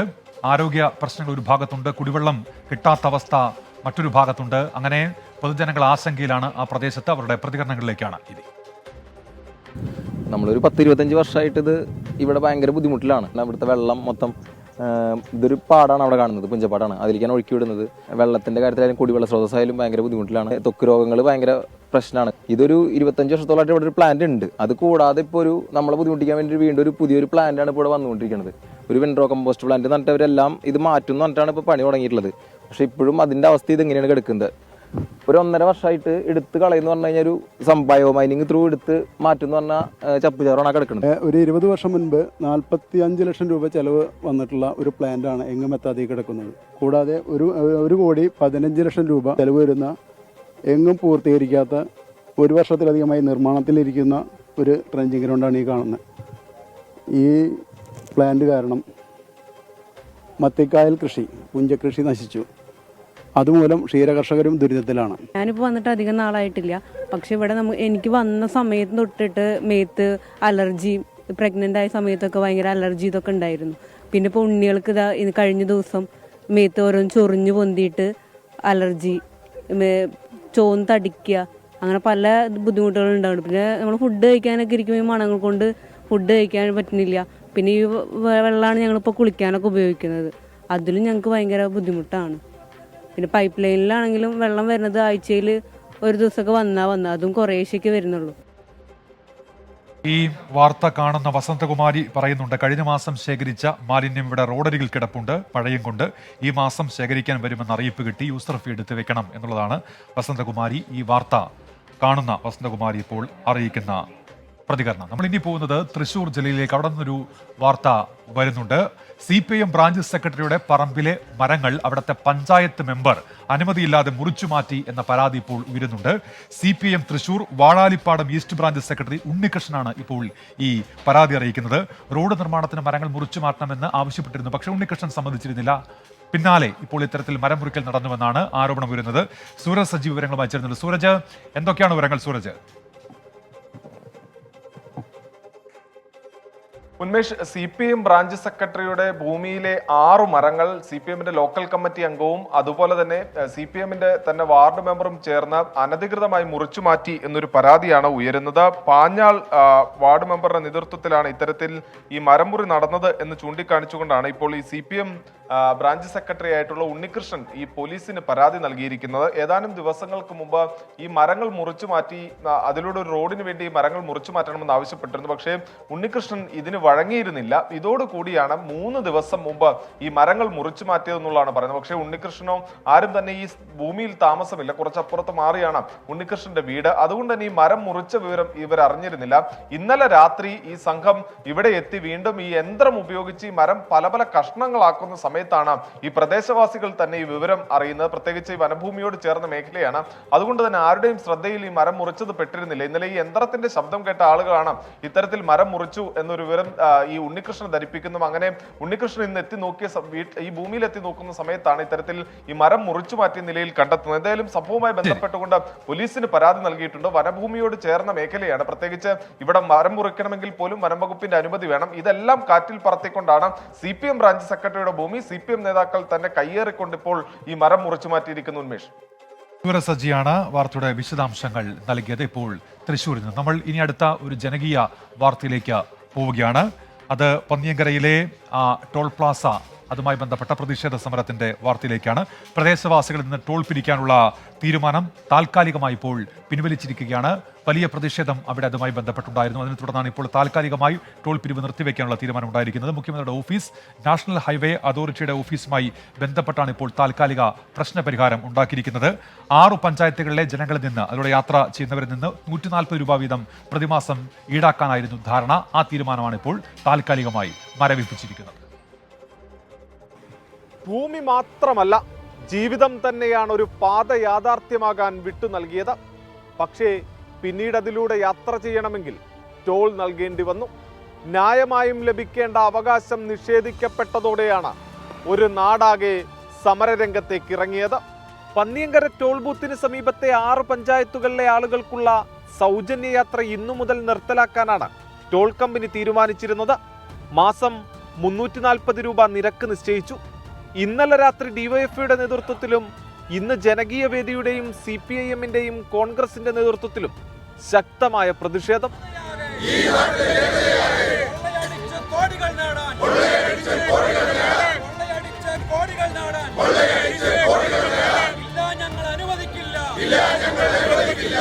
മുഖ്യമന്ത്രിയുടെ ഓഫീസ് നാഷണൽ ഹൈവേ അതോറിറ്റിയുമായി ചർച്ച നടത്തി. തുടർന്ന് കരാർ കമ്പനിയുമായി നേരിട്ട് ചർച്ച നടത്തിയ മുൻ MLA CK രാജേന്ദ്രൻ ടോൾ പിരിക്കാനുള്ള തീരുമാനം കമ്പനി താൽക്കാലികമായി ഉപേക്ഷിച്ചതായി അറിയിച്ചു. കേന്ദ്ര ഗവൺമെൻറ് എടുക്കേണ്ട ഒരു തീരുമാനം, അവരുടെ വക്താക്കളാരാണോ അവർ ഇടപെട്ട് ചർച്ച ചെയ്ത് രമ്യമായി പരിഹരിക്കുന്നതിന് അവർ മുമ്പോട്ട് വരണം. അതാരാണ് ഒളിഞ്ഞിരുന്ന് ഇവിടെ കുറേ ജീവനക്കാരെ ഇതിലേക്ക് തള്ളിവിട്ട് അവർ ചീത്ത തെറിയേക്കുക, അവർ തല്ലുകൊള്ളുക, ആ അവസ്ഥയിലാണ് ഇവിടെ കാര്യങ്ങൾ പോകുന്നത്. അപ്പോൾ യഥാർത്ഥത്തിലുള്ള ഇതിൻ്റെ ആളുകൾ പുറത്തു വരണം. അതാണ് ഞങ്ങൾ ആവശ്യപ്പെടുന്നത്. കിഴക്കഞ്ചേരി, കണ്ണമ്പ്ര, പുതുക്കോട്, വണ്ടാഴി, പാണഞ്ചേരി പഞ്ചായത്തുകളിലുള്ളവർക്കാണ് സൗജന്യ യാത്ര. RC ബുക്ക് കാണിച്ചാൽ ഈ പഞ്ചായത്തിലുള്ളവർക്ക് സൗജന്യമായി യാത്ര തുടരാം. യാത്രക്കായി ആദ്യം പഞ്ചായത്തിലുള്ളവർക്ക് പ്രത്യേക പാസ് നൽകിയിരുന്നു. പാസ് ദുരുപയോഗം ചെയ്യുന്നു എന്ന പേരിൽ താമസക്കാരാണെന്ന് തെളിയിക്കാൻ ID കാർഡുകൾ ആവശ്യപ്പെട്ടു. അതിനുശേഷം RC ബുക്കുകൾ കാണിച്ചാൽ മതിയെന്നായി.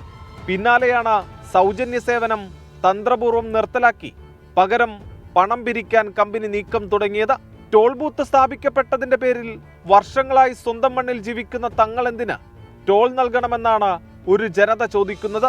ടോൾ പിരിവേർപ്പെടുത്തിയാൽ ശക്തമായ സമരം തുടരാനാണ് നാട്ടുകാരുടെ തീരുമാനം. ഒരു നാടിന്റെ ചെറുത്തുനിൽപ്പിന് മുന്നിൽ ഒടുവിൽ ടോൾ കമ്പനിക്ക് മുട്ടുമടക്കേണ്ടി വന്നു. ക്യാമറാമാൻ ബിനേഷ് ബാബുരാജിനൊപ്പം സൂരജ് സജി, 24. പൊതുജനം കഴുതയല്ല സാർ. ജനകീയ പ്രതിഷേധമാണ്. ഇത്തരത്തിൽ ഇനിയും ആ നിലയ്ക്കിടെ ഇടപെടലുണ്ടായാൽ പ്രതിഷേധം ഉയർന്നു വരും ആ മേഖലയിൽ എന്ന് തന്നെയാണ് കരുതേണ്ടത്. നമ്മളിനി പോകുന്നത് കുറ്റകൃത്യങ്ങളുടെ വാർത്താലോകത്തിലേക്കാണ്. Case diary.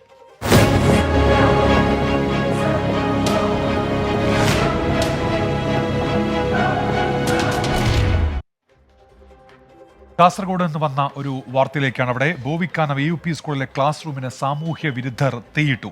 നഴ്സറി ക്ലാസ്സിലെ പാഠപുസ്തകങ്ങളും കുട്ടികളുടെ കളിക്കോപ്പുകളും ഒക്കെ കത്തി നശിച്ചു. സ്കൂൾ മാനേജ്മെന്റ് നൽകിയ പരാതിയിൽ ഇപ്പോൾ ആദൂർ പോലീസ് അന്വേഷണം തുടങ്ങിയിട്ടുണ്ട്.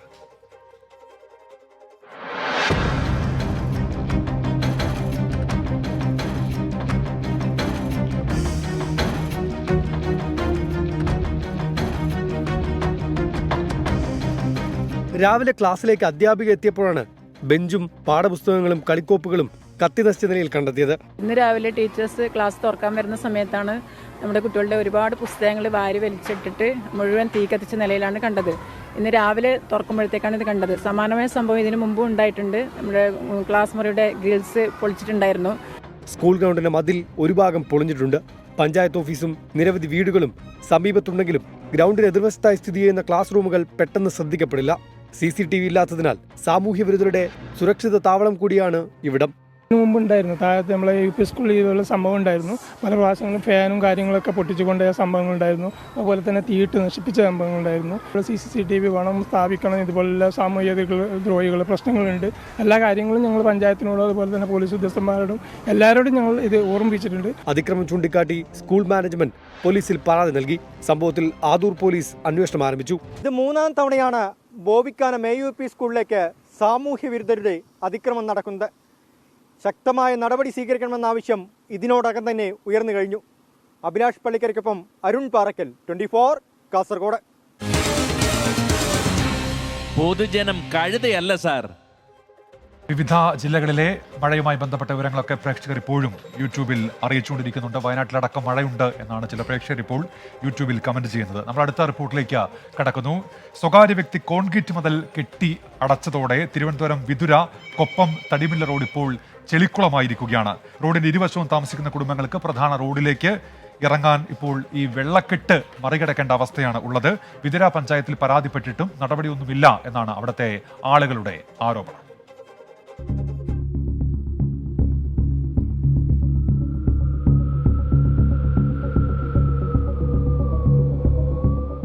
വിതുര പാലോട് റോഡിൽ കൊപ്പത്താണ് ചെളിവെള്ളക്കെട്ട്. പ്രധാന റോഡിൽ നിന്നും ചെറുതായി താഴ്ന്നും അല്പം കയറ്റത്തിലേക്ക് മാറുന്ന തരത്തിലാണ് റോഡ്. ഇവിടെ മഴ കനത്തത് മുതൽ ചെളിവെള്ളക്കെട്ടാണ്. നല്ല മഴ പെയ്താൽ അരയോളം വെള്ളം പൊങ്ങും. റോഡിനോട് ചേർന്നുള്ള വീടുകളിൽ വെള്ളം കയറുന്നത് ഇതോടെ പതിവായി. ഈ വീടിൻ്റെ പുറകുവശത്തുകൂടെയായിരുന്നു പെയ്ത്ത വെള്ളം നേരത്തെ പൊയ്ക്കൊണ്ടിരുന്നത്. 4 മാസം മുമ്പ് താഴെയുള്ള വീടുകൾ മതിൽ വെച്ചടച്ചതോടെ വെള്ളം റോഡിൽ കെട്ടിക്കിടക്കാൻ തുടങ്ങി. കുറച്ചും കൂടെ മഴ പെയ്യുമ്പോൾ ഇതിന് തൊട്ടടുത്തുള്ള വീടുകളിലേക്കാണ് വെള്ളം ഇറങ്ങിച്ചെല്ലുന്നത്. അത് മാത്രമല്ല, ഇതിനപ്പുറത്ത് കുറച്ച് വീടുകളുണ്ട്. അവർക്ക് ഇതുവഴി നടന്നു പോകാനും വാഹനങ്ങളിൽ പോകാനൊക്കെ വളരെ പ്രയാസമാണ്. ഈ വെള്ളം ഇതിലേ പോകാനായിട്ട് ഒരു ചാല് ഉണ്ടായിരുന്നു. ആ ചാല് താഴോട്ടുള്ള ആൾക്കാർ കെട്ടിയടച്ച് ഇപ്പം ഞങ്ങളെ വീട്ടിനകത്ത് വെള്ളം വന്ന് കയറി ഞങ്ങൾ കിടക്കാൻ നിവർത്തിയില്ല. ഇപ്പം ഈ മതിലും ഈ വീടും അപകടാവസ്ഥയിൽ നിൽക്കുകയാണ്. വില്ലേജിൽ കൊടുത്തിട്ടുണ്ടായിരുന്നു, പഞ്ചായത്തിൽ കൊടുത്തിട്ടുണ്ടായിരുന്നു, RDA കൊടുത്തിട്ടുണ്ടായിരുന്നു. ഇപ്പം ഞങ്ങൾ കളക്ടറേറ്റിൽ കൊടുത്തിട്ടുണ്ട്. അപ്പോൾ അവിടെ ഡെപ്യൂട്ടി കളക്ടറേറ്റിലേക്ക് മാറ്റും. റോഡിൽ നിന്നും വെള്ളം വിവിധ സ്വകാര്യ പുരയിടങ്ങളിലൂടെ ഒഴുകി 200 മീറ്ററോളം അകലെ ഇറയങ്കോട് തോട്ടിലാണ് പതിച്ചിരുന്നത്. എന്നാൽ ഇതിലൊരു പുരയിടത്തിലുള്ളവർ കോൺക്രീറ്റ് മതിൽ കെട്ടി ഒഴുക്ക് തടസ്സപ്പെടുത്തിയതോടെയാണ് തടിമില്ല റോഡിൽ വെള്ളക്കെട്ട് രൂപപ്പെട്ടത്. നാട്ടുകാർ ഗ്രാമപഞ്ചായത്തിലും പോലീസ് സ്റ്റേഷനിലും പരാതി നൽകിയെങ്കിലും ഗുണമുണ്ടായില്ല. കിടപ്പ് രോഗികളുണ്ട്. ഞങ്ങളിൽ അധികം പേര് സുഖമില്ലാത്തവരാണ്. ഞാൻ ഉൾപ്പെടെ ഉള്ളവർ രോഗികളാണ്. ഞങ്ങൾക്ക് ഇതുവഴി വണ്ടി വിളിച്ച് വരാൻ വണ്ടി ഇറങ്ങില്ല, ഓട്ടോക്കാരിറങ്ങില്ല. ഞങ്ങൾക്കൊന്നും സ്വന്തമായിട്ട് വണ്ടി ഉള്ളവരല്ല. ഞങ്ങൾ എന്ത് ചെയ്യണം? ഏപ്രിൽ 23-ാം തീയതി പഞ്ചായത്തിൽ പരാതിപ്പെട്ടു. അവിടെ നിന്ന് RDOയ്ക്ക് പോയി, കളക്ടറേറ്റിൽ പോയി, എല്ലായിടത്തും പരാതി പോയി. RDO പഞ്ചായത്ത് ഓഫീസിലത്തേക്ക് ഇതിന് റെമഡി കാണുന്നതിനുള്ള ഓർഡറും കൊടുത്തു. പഞ്ചായത്തിന് ഫണ്ടില്ല എന്ന് പറഞ്ഞിട്ട് പഞ്ചായത്ത് ഇതുവരെ അനങ്ങിയിട്ടില്ല. RDOയ്ക്ക് നൽകിയ പരാതിയിൽ പ്രശ്നപരിഹാരത്തിന് കൂടുതൽ സമയം വേണമെന്നും താൽക്കാലികമായി മോട്ടോർ ഉപയോഗിച്ച് വെള്ളം നീക്കണമെന്നും പഞ്ചായത്തിനോട് നിർദ്ദേശം നൽകി. 24 തിരുവനന്തപുരം. പൊതുജനം കഴുതയല്ല സാർ. അപ്പോൾ ആ വെള്ളക്കെട്ട് മറികടന്ന് വേണം നാട്ടുകാർക്ക് പുറത്തേക്ക് ഇറങ്ങാൻ. ഇതുമായി ബന്ധപ്പെട്ട് ഏറെ പരാതി നൽകിയെന്ന് അവർ പറയുന്നുണ്ട്. പക്ഷേ ഒരു പ്രശ്നപരിഹാരം ഉണ്ടായിട്ടില്ല എന്നാണ് അവർ കൂട്ടിച്ചേർക്കുന്നത്. നേരത്തെ ഒരു പ്രശ്നമില്ലായിരുന്നു. നേരത്തെ ഇവിടെ വരുന്ന വെള്ളം താഴെ ചാലുണ്ടായിരുന്നു, അങ്ങനെ ഒഴുകിക്കൊണ്ട് പോയിക്കൊണ്ടിരുന്നത്. ഇവിടെ കെട്ടിയടച്ചതാണ് ഈ വെള്ളം താഴോട്ട് പോകുന്നത്. ഞങ്ങളുടെ ആവശ്യം എന്ന് പറഞ്ഞത് ഇതുപോലുള്ള കൊച്ചു കുട്ടികളാണ് ഇതിലെ നടന്നു പോകുന്നത്. അവർക്കൊന്നും സഞ്ചാര സ്വാതന്ത്ര്യം ശരിക്കും നഷ്ടപ്പെട്ടിരിക്കുക. അപ്പോൾ ഇത് ശരിക്കും പഞ്ചായത്ത് പൈപ്പിട്ട് ഇതിലെ വെള്ളം താഴോട്ട് പോയിക്കൊണ്ടിരുന്നതാണ്. ആ പഞ്ചായത്ത് പൈപ്പ് വരെ അടച്ചു വെച്ചുകൊണ്ടാണ് ഇവരിപ്പോൾ ഈ വെള്ളക്കെട്ട് ഉണ്ടായിരിക്കുന്നത്. ഞങ്ങൾക്ക് താഴത്തെ നിന്നും പൂർവ്വസ്ഥിതി നിലവിൽ വരുത്തുക. ഇതിൽ ഒഴുകിക്കൊണ്ട് എങ്ങനെയാണോ അതുപോലെ നമുക്ക് പിന്നെ ഇനിയും തുടർന്ന് പോയിക്കൊണ്ടിരിക്കാൻ സമ്മതിക്കുക. അതാണ് പഞ്ചായത്ത് ചെയ്തു തരേണ്ടത്. പഞ്ചായത്തിൽ ഫണ്ടൊക്കെ ഇവിടെ വെച്ചിട്ടുണ്ടെന്ന് പറഞ്ഞാൽ അത് വർഷങ്ങളാവും ചെയ്തു വരുമ്പോൾ. അതൊക്കെ ഞങ്ങളെ വെറുതെ സമാധാനിപ്പിക്കാനുള്ള ഒരു പോംവഴിയായിട്ടാണ്, അത് ഒരു ഇഷ്ട വാഗ്ദാനങ്ങളായിട്ടാണ് അവരത് കാണുന്നത്. പക്ഷെ ഞങ്ങൾ പരാതിപ്പെടുന്ന ആരും ഇവിടെ വന്നൊന്നും നോക്കാൻ പോലും തയ്യാറില്ല. നമുക്ക് വ്യക്തമായിട്ടറിയാം, പഞ്ചായത്തുകാരിട്ട് ഒരു പൈപ്പ് ആ പോസ്റ്റിൻ്റെ അവിടെ തൊട്ട് ആ വീട്ടിൻ്റെ ബാക്ക് വരെ ഉണ്ട്. അവിടെ നിന്ന് വേറെ പൈപ്പ് കണക്ട് ചെയ്ത് താഴോട്ടിട്ടാൽ തീരുന്ന പ്രശ്നമേ ഉള്ളൂ. പക്ഷേ പഞ്ചായത്തുകാർ അതിന് അനങ്ങുന്നില്ല. പഞ്ചായത്തുകാരെ അവരിൽ നിന്ന് പൈസ വാങ്ങിച്ച് അവിടെ ബിൽഡിങ്ങിനുള്ള പെർമിഷനും കൊടുത്തതല്ലാതെ പഞ്ചായത്തുകാർ പിന്നെ ഇങ്ങോട്ട് വരുന്നില്ല. ഒരു പഞ്ചായത്ത് പ്രസിഡന്റ് അല്ല ഒരു സെക്രട്ടറി, ഒരു കാര്യം വന്നാൽ ഒരു സ്ഥലം വന്ന് സന്ദർശിക്കാമല്ലോ, അതിന് പോലും അവർ തയ്യാറല്ല. അപ്പോൾ അവിടെ ആ പ്രശ്നത്തിന് പരിഹാരം ഉണ്ടാകും, അതുമായി ബന്ധപ്പെട്ട് ഇടപെടൽ ഉണ്ടാകുമെന്ന് നമ്മൾ പ്രതീക്ഷിക്കുന്നുണ്ട്.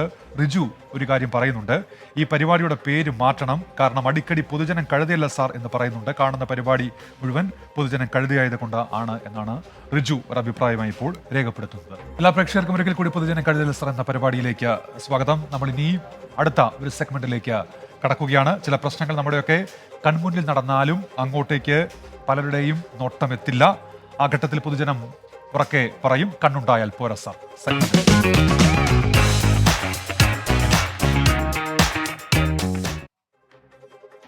കൊച്ചിയിലെ വഴിയോര കച്ചവടക്കാരുടെ ദുരവസ്ഥയിലേക്കാണ് നമ്മളിനി പോകുന്നത്. ഇത് ഒട്ടേറെ തവണ കൊച്ചി കോർപ്പറേഷൻ അധികൃതരുടെ ശ്രദ്ധയിൽ ഈ വിഷയം പെടുത്തിയതാണ്. പക്ഷേ ഒരു നടപടിയും ആ വിഷയത്തിൽ ഇപ്പോഴും ഉണ്ടായിട്ടില്ല.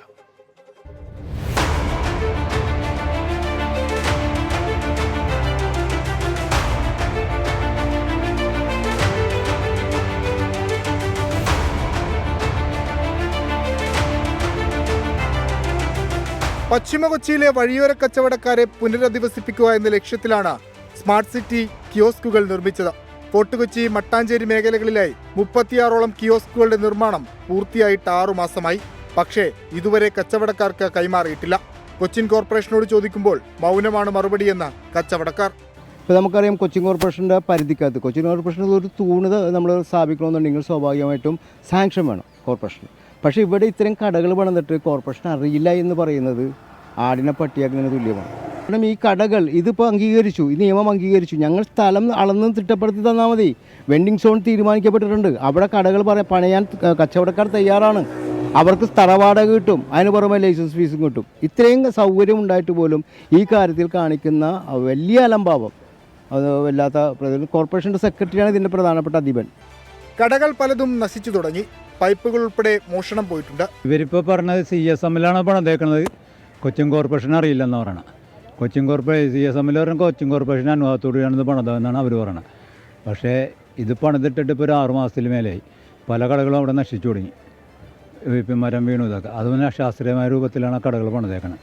ആസ്പെറ്റോ ഷീറ്റ് വെച്ചിട്ടാണ് 4 സൈഡുകളും ഇത് മറിച്ചേക്കണത്. മേളിലാണ് ഓടായിട്ടേക്കണം. ഫോർട്ട് കൊച്ചിയുടെ പിന്നെ ഇത് വെച്ച് നോക്കുമ്പോൾ ഈ മരത്തിൻ്റെ അടിയിൽ കൊണ്ടുപോയി ഓടിട്ട് പണിതിട്ടുണ്ടെങ്കിൽ ഒരു മാസം കൊണ്ട് തന്നെ ഓടൊക്കെ ആൾക്കാർ വലിച്ചു പറഞ്ഞ് പഴയ രൂപത്തിലേക്കാവും. 25 സ്ക്വയർ ഫീറ്റിലാണ് കിയോസ്കുകൾ നിർമ്മിച്ചിരിക്കുന്നത്. തെരഞ്ഞെടുത്ത സ്ഥലവും നിർമ്മാണവുമായി ബന്ധപ്പെട്ടും ആക്ഷേപമുണ്ട്. എന്നാലും എത്രയും പെട്ടെന്ന് കടകൾ കൈമാറണമെന്നാണ് കച്ചവടക്കാരുടെ ആവശ്യം.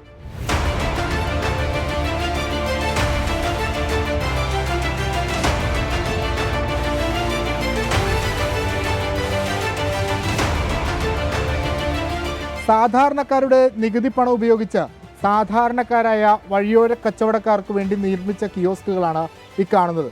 ഇതെന്തുകൊണ്ടാണ് തുറന്നു നൽകാത്തതെന്ന് ഇതുവരെയും ഒരു വ്യക്തമായ മറുപടി ഉണ്ടായിട്ടില്ല. ഇതിങ്ങനെ അടഞ്ഞു കിടക്കുന്നത് കൊണ്ട് ഏതെങ്കിലും തരത്തിൽ കോർപ്പറേഷന് നേട്ടമുണ്ടോ എന്നാണ് വ്യാപാരികൾ ചോദിക്കുന്നത്. എത്രയും പെട്ടെന്ന് ഇത് തുറന്നു നൽകാനുള്ള നടപടികൾ സ്വീകരിക്കണം. കൊച്ചിയിൽ നിന്ന് മുഹമ്മദ് യഹിക്കൊപ്പം വിഷ്ണു സുരേഷ്, 24. പൊതുജനം കഴുതയല്ല സാർ. പ്രിയപ്പെട്ട പ്രേക്ഷകർ, അപ്പോൾ പൊതുജനം കഴുതയല്ല സാർ എന്ന പരിപാടി ഇവിടെ പൂർത്തിയാവുകയാണ്.